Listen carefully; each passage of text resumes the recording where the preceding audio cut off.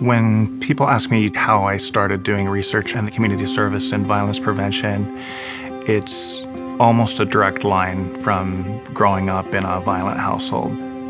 School was a safe place, and I wanted to be somebody that provided that safe place.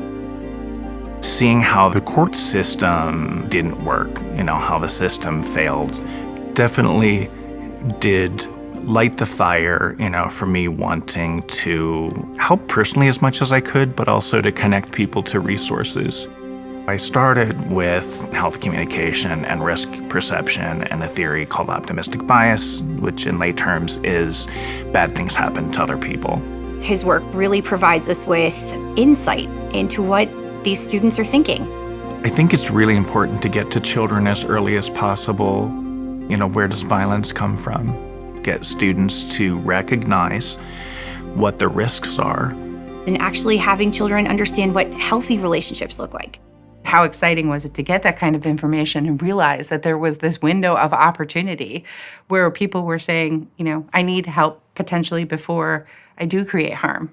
We're taking data from the student body of Pittsburgh, of these specific schools, and using that data to improve the violence prevention curriculum.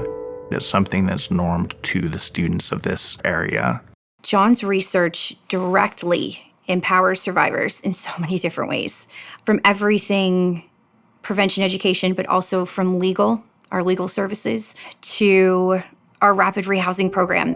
John's work with the Western Regional Training Initiative was revolutionary. So let's take a look at it. The purpose of the Western Regional Training Initiative was to share the resources, and so to create a video library that allowed all of the centers to train constantly instead of just on a quarterly basis. The first year, that saved over $96,000 in training costs across the 13 centers in the 10 counties. Literally every program we have and all of the services that we provide are driven by John and what he does. Research helps provide access to victims of crime. Academia is the perfect tool for advocacy.